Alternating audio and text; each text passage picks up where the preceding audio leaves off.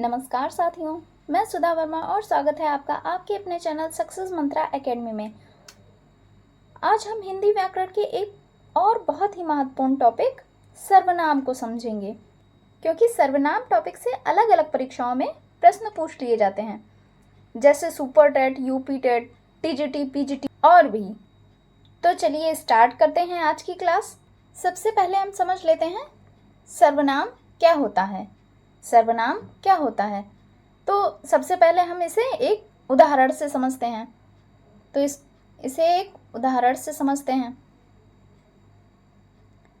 तो उदाहरण हमारा कौन सा हो जाएगा? राधा बाजार गई, राधा ने वहां से फल खरीदे।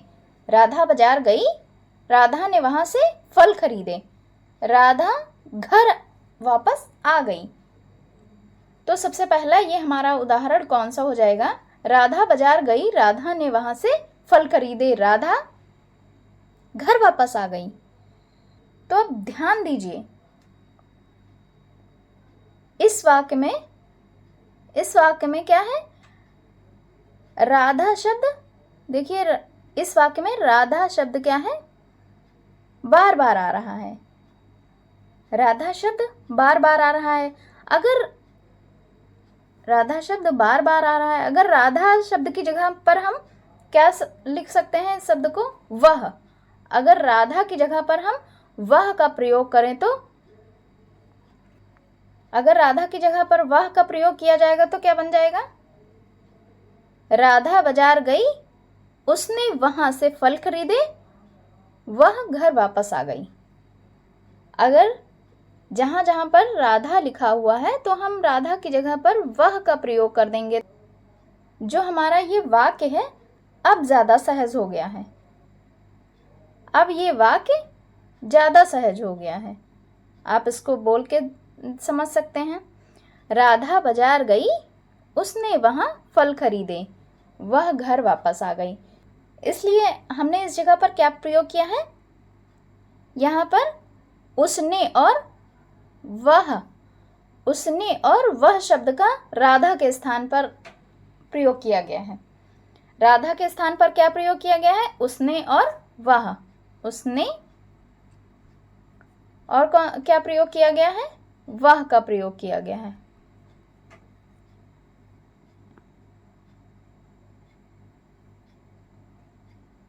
तो ये चीज जरूर याद रखिएगा, जो शब्द संज्ञा के स्थान पर प्रयोग होते हैं उन्हें क्या कहा जाता है? सर्वनाम कहते हैं। जो शब्द हमारे संज्ञा के स्थान पर प्रयुक्त होते हैं उन्हें सर्वनाम कहते हैं।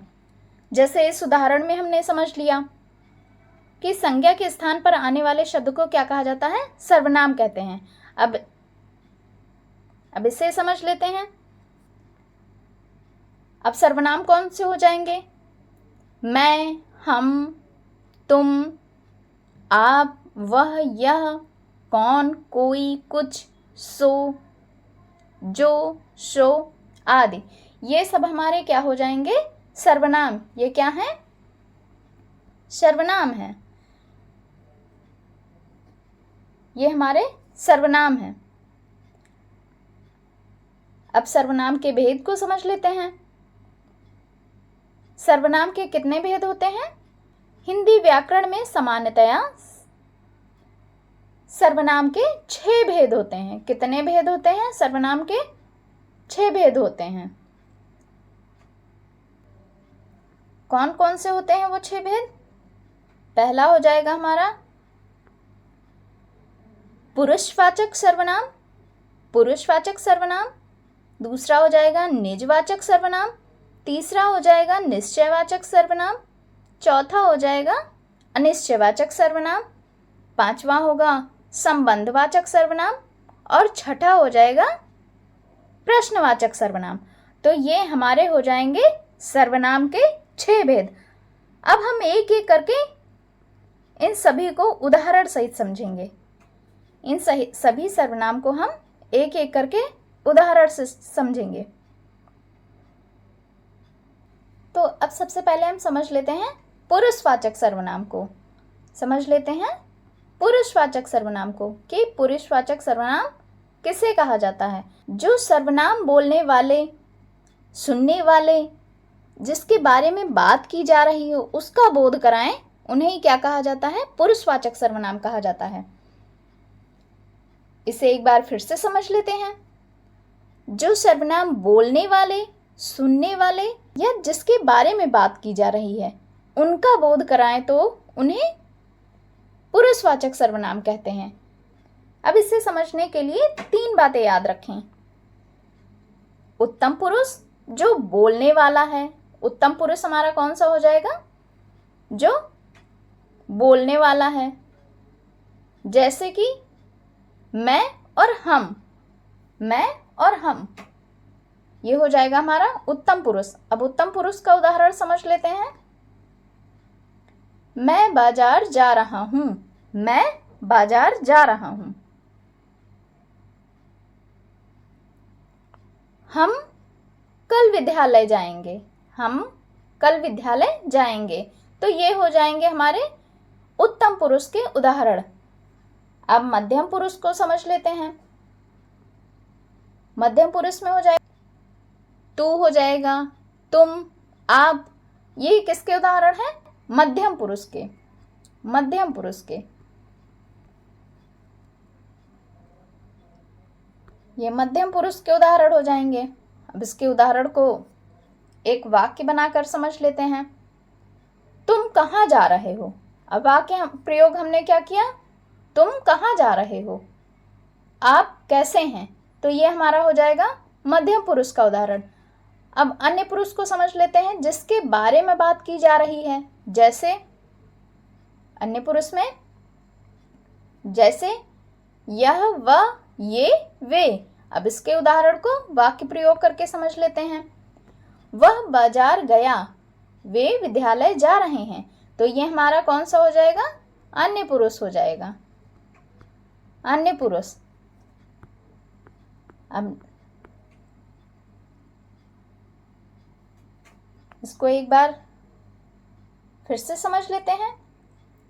बोलने वाला जो होगा वो उत्तम पुरुष हो जाएगा, जो सुनने वाला होगा वो मध्यम पुरुष होगा, और जिसके बारे में बात होगी वो अन्य पुरुष होगा, अन्य पुरुष होगा। अब चलिए अपने नेक्स्ट सर्वनाम को समझ लेते हैं। नेक्स्ट सर्वनाम हमारा कौन सा हो जाएगा? निजवाचक सर्वनाम। निजवाचक सर्वनाम में हम क्या समझते हैं?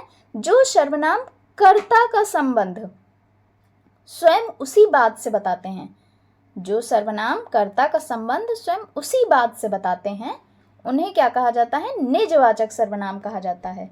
उन्हें क्या कहेंगे? निजवाचक सर्वनाम कहते हैं। अब जैसे समझ लेते हैं, स्वयं, खुद, अपने, आप, निज। ये क्या हो जाएंगे हमारे निजवाचक के, निजवाचक सर्वनाम के उदाहरण। अब इसके उदाहरण को वाक्य प्रयोग करके समझ लेते हैं। मैं स्वयं वहां जाऊंगा। अब इनका प्रयोग हमने किया, तो अगर हम ये स्वयं का एक वाक्य बनाएंगे तो हमारा हो जाएगा मैं स्वयं वहां जाऊंगा। सीमा ने स्वयं खाना बनाया, सीमा ने स्वयं खाना बनाया। वह अपना काम खुद करता है, वह अपना काम खुद करता है। यहां पर क्या हो रहा है? ये जो स्वयं है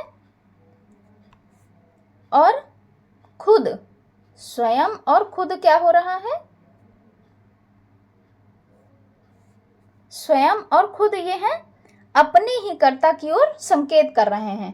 स्वयं और खुद क्या है? ये अपने ही कर्ता की ओर संकेत कर रहे हैं, कर्ता की ओर संकेत कर रहे हैं।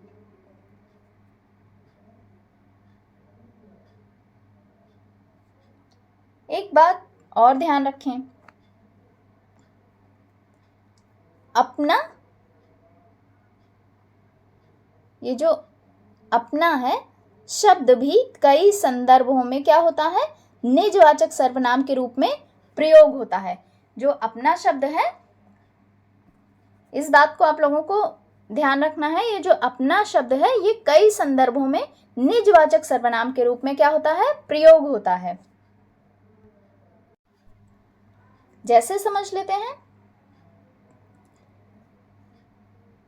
राम अपना काम स्वयं करता है। राम अपना काम स्वयं करता है, तो यहां पर क्या हो जाएगा, ये निजवाचक सर्वनाम का ही क्या है, उदाहरण है। ये किसका उदाहरण है, निजवाचक सर्वनाम का। तो चलिए अब तीसरे सर्वनाम को समझ लेते हैं। तीसरा सर्वनाम हमारा हो जाएगा निश्चयवाचक सर्वनाम। निश्चयवाचक सर्वनाम, जो सर्वनाम किसी निश्चित व्यक्ति या किसी निश्चित वस्तु की ओर निश्चित रूप से संकेत करें। क्या होता है इसमें, जो सर्वनाम क्या कर रहे हो, किसी निश्चित व्यक्ति या फिर किसी निश्चित वस्तु की ओर निश्चित रूप से संकेत करें। किसी वस्तु की ओर निश्चित रूप से संकेत करें, वहां पर निश्चयवाचक सर्वनाम होगा। जैसे यह, वह, ये, वे, ये क्या हो जाएंगे, निश्चयवाचक सर्वनाम हो जाएंगे। निश्चयवाचक सर्वनाम, जो टॉपिक ज़्यादा छोटे लगते हैं, जिसमें इंसान सोच लेता है ये तो इजीली हो जाएंगे, उसी में इंसान को कंफ्यूजन ज़्यादा रहती है। तो क्लास को लास्ट तक ज़रूर देखिएगा, और अगर क्लास अच्छी लगी तो लाइक भी ज़रूर कीजिएगा। और एक श्रृंखला चलाई जा रही है जिसमें अभी हम लोगों ने क्या किया है, पर्यावरण के टॉपिक को, कुछ टॉपिक उसमें कवर हो चुके हैं, और हिंदी, अभी तो हिंदी और पर्यावरण एवं सामाजिक अध्ययन की ही क्लास हो रही है। पर अगर आप कंटिन्यू क्लास को देखते हैं और समझते हैं तो इसमें बहुत अच्छी जानकारी बताई है मैंने। तो अगर आप सुपर टेट की तैयारी कर रहे हैं तो लगातार क्लास को डेली अटेंड कीजिए, और ये सब्जेक्ट में कंप्लीट करवाने के बाद आप लोग कमेंट कीजिएगा कि मैं कौन सा सब्जेक्ट, नेक्स्ट सब्जेक्ट कौन सा स्टार्ट करूं, नेक्स्ट कौन सा सब्जेक्ट स्टार्ट करूं। तो चलिए अपने पॉइंट पे फिर से आते हैं और इसके उदाहरण को समझ लेते हैं। यह मेरी पुस्तक है, यह मेरी पुस्तक है। वह मेरा घर है, वह मेरा घर है। ये मेरे मित्र हैं। अब यहाँ पर क्या हो रहा है, यहाँ पर ये जो यह है और वह है और ये है, ये सब ये है,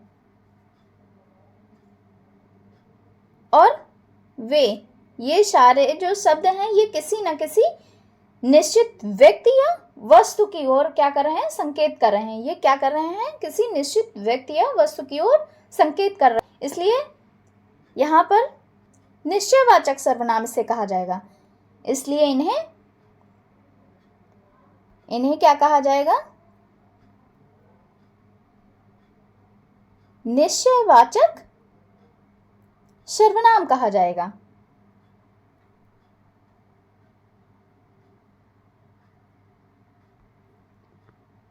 अब इसे आगे समझ लेते हैं। वे, अब वे शब्द आ गया, वे मेरे शिक्षक हैं, वे मेरे शिक्षक हैं।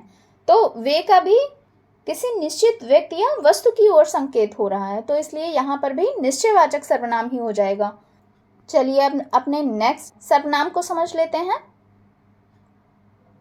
तो हमारा अगला सर्वनाम कौन सा हो जाएगा, अनिश्चयवाचक सर्वनाम। अनिश्चयवाचक सर्वनाम, अब इसे भी समझ लेते हैं। जो सर्वनाम किसी निश्चित व्यक्ति या वस्तु का बोध न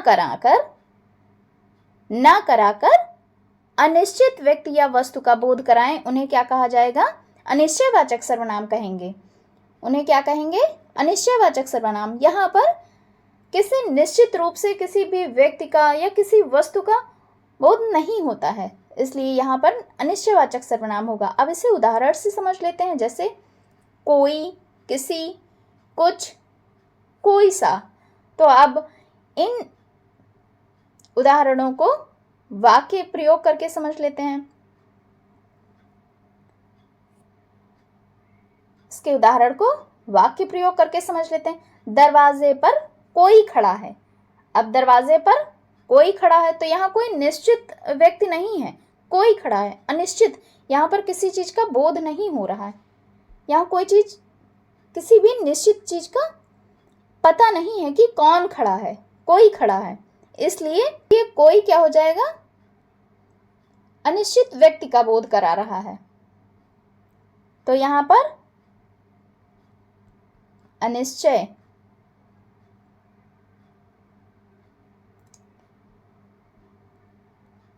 यहाँ पर क्या हो जाएगा, अनिश्चयवाचक सर्वनाम होगा। अब इसे एक दूसरे उदाहरण से भी समझ लेते हैं। दूसरा उदाहरण क्या हो जाएगा, मुझे कुछ दिखाई नहीं दे रहा है, मुझे कुछ दिखाई नहीं दे रहा है। तो अब हम कुछ को यहाँ पर क्या समझेंगे कि यहाँ पर भी जो ये कुछ शब्द दिया हुआ है तो इसमें भी किसी निश्चित वस्तु का नाम नहीं बता रहा है। ये क्या कर रहा है, किसी निश्चित वस्तु का नाम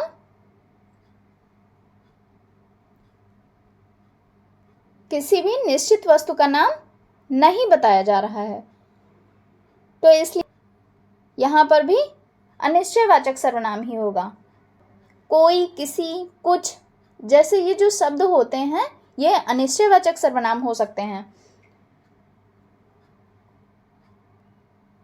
जहां पर भी क्या होता है, किसी चीज का पता नहीं होता है कि कौन खड़ा है, किसी निश्चित व्यक्ति का बोध नहीं होता है और ना किसी निश्चित वस्तु का बोध होता है, तो वहां पर अनिश्चयवाचक सर्वनाम होगा। अब नेक्स्ट सर्वनाम को समझ लेते हैं, संबंधवाचक सर्वनाम। संबंधवाचक सर्वनाम, जो सर्वनाम दो वाक्यों या दो वाक्यांशों के बीच संबंध स्थापित करें।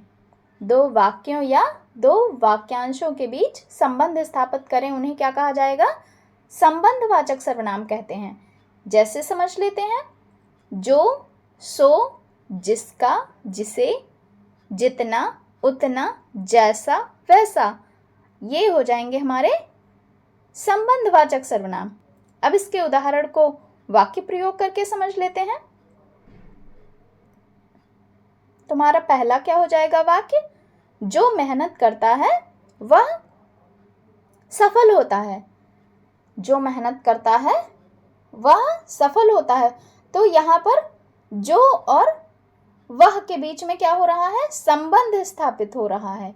जो और वह के बीच में संबंध स्थापित हो रहा है।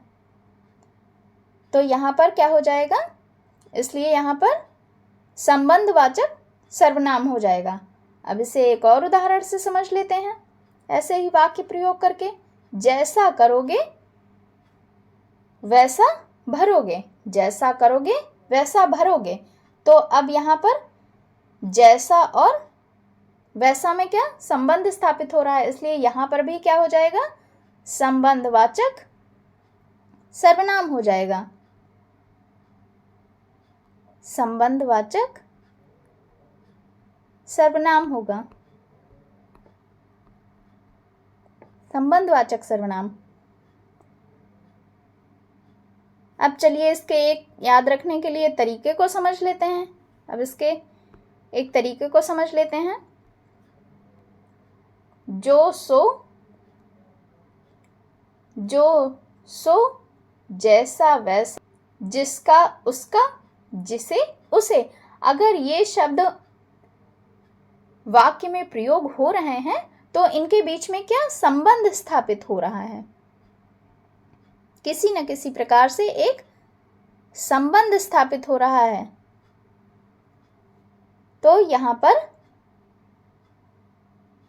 संबंधवाचक सर्वनाम होगा। अब चलिए अपने नेक्स्ट सर्वनाम को समझ लेते हैं। नेक्स्ट हमारा क्या हो जाएगा, प्रश्नवाचक सर्वनाम।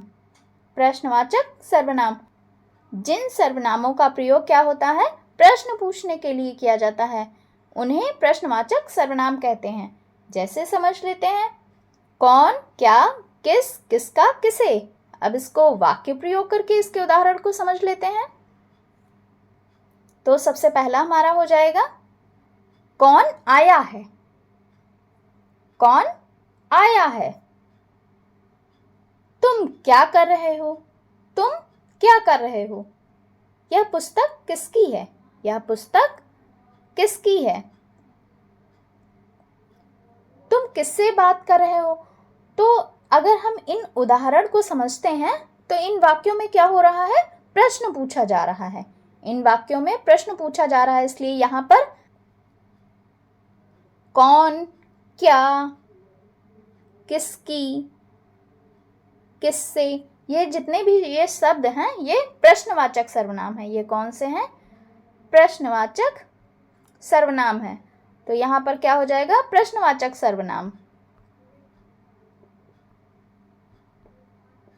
प्रश्नवाचक सर्वनाम।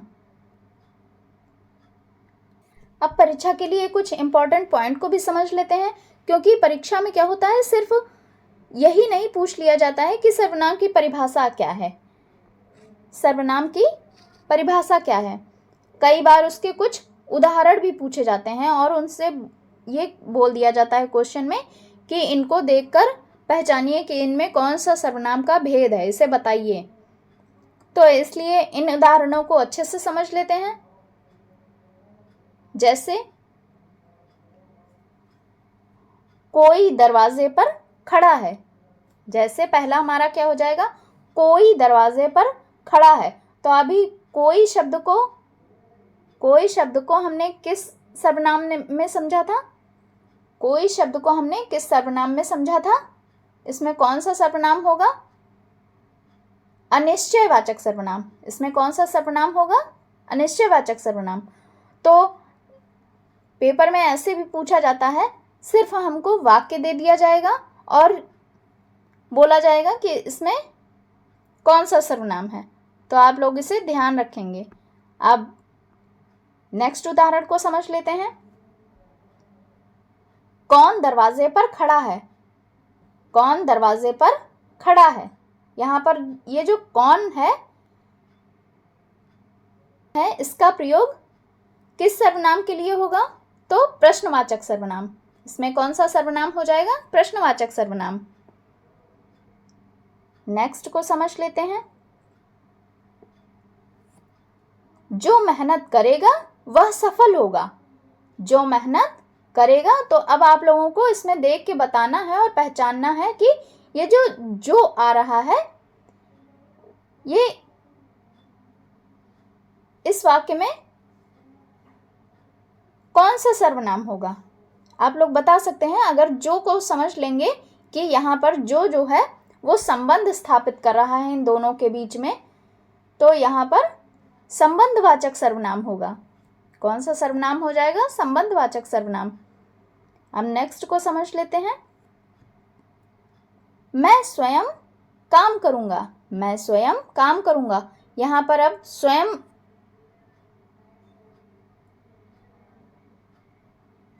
का प्रयोग किस सर्वनाम के लिए हुआ है, निजवाचक सर्वनाम के लिए। यहां पर कौन सा सर्वनाम होगा, निजवाचक सर्वनाम। आप ये स्वयं को देखकर समझ सकते हैं। यह मेरी पुस्तक है। यह मेरी पुस्तक है। अब यहां पर यह का प्रयोग किस लिए हुआ, किसी निश्चित वस्तु की ओर संकेत कर रहा है। तो यहां पर निश्चयवाचक सर्वनाम होगा। यहां पर कौन सा सर्वनाम होगा, निश्चयवाचक सर्वनाम। अब आगे समझ लेते हैं। संज्ञा और सर्वनाम में अंतर को समझ लेते हैं। अब एक छोटी सी इंपॉर्टेंट बात और समझ लीजिए। राम बाजार गया। राम ने फल खरीदे। राम बाजार गया, राम ने फल खरीदे। यहां पर राम एक क्या है, संज्ञा है। राम क्या है, क्योंकि यहां पर नाम डायरेक्ट राम का बोल दिया गया है, तो ये संज्ञा है। लेकिन राम बाजार गया, उसने फल खरीदे, तो ये जो उसने आ रहा है ये राम के स्थान पर आया है, इसलिए उसने क्या हो जाएगा, यहाँ पर सर्वनाम हो जाएगा। राम बाजार गया, उसने फल खरीदे, तो ये उसने हो जाएगा हमारा सर्वनाम। अब इसे ध्यान रखिएगा। नाम बताने वाले शब्द को क्या कहेंगे? संज्ञा कहते हैं।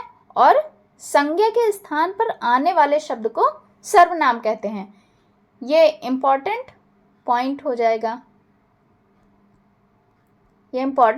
जाएगा, इसको नोट भी कर सकते हैं।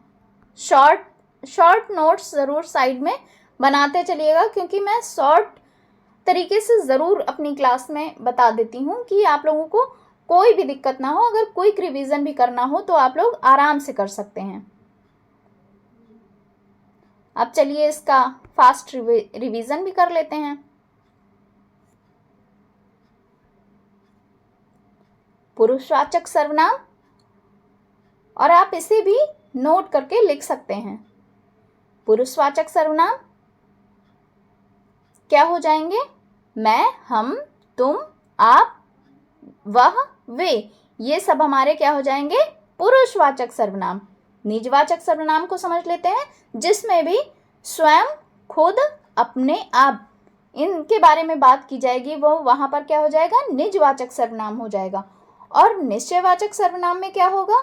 यह, वह, ये, वे, जहां पर किसी निश्चित व्यक्ति या वस्तु की ओर संकेत होगा वहां पर निश्चयवाचक सर्वनाम होगा। और जहां पर क्या होगा? कोई भी निश्चित वस्तु का पता नहीं होगा, किसी निश्चित व्यक्ति का बोध नहीं हो रहा होगा, जहां पर कोई, किसी, कुछ ऐसे शब्द आएंगे तो वहां पर कौन सा सर्वनाम होगा? अनिश्चयवाचक सर्वनाम होगा। अब संबंधवाचक सर्वनाम में क्या हो जाएगा? जहां पर जो, सो, जैसा, वैसा, जिसका, इनके बीच में क्या हो? संबंध स्थापित हो रहा हो, वहां पर संबंधवाचक सर्वनाम होगा। और प्रश्नवाचक सर्वनाम में क्या हो जाएगा? कौन, क्या, किस, जहां पर क्वेश्चन पूछा जा रहा हो, जहां पर जिन वाक्यों में प्रश्न पूछा जा रहा हो, तो वहां पर प्रश्नवाचक सर्वनाम हो जाएगा। तो साथियों, आज हमने सर्वनाम की परिभाषा, उसके भेद और उसके उदाहरणों को अच्छे से समझा। अगर ये क्लास आपको उपयोगी लगी है तो वीडियो को लाइक ज़रूर करें और सक्सेस मंत्रा एकेडमी को सब्सक्राइब करके बेल आइकन ज़रूर दबाएं, ताकि आने वाली महत्वपूर्ण क्लासेस की जानकारी आपको समय पर मिलती रहे। अगर आप शिक्षक भर्ती परीक्षाओं के लिए तैयारी कर रहे हैं तो हमारे साथ जुड़े रहें। धन्यवाद। मिलते हैं अपनी अगली क्लास में।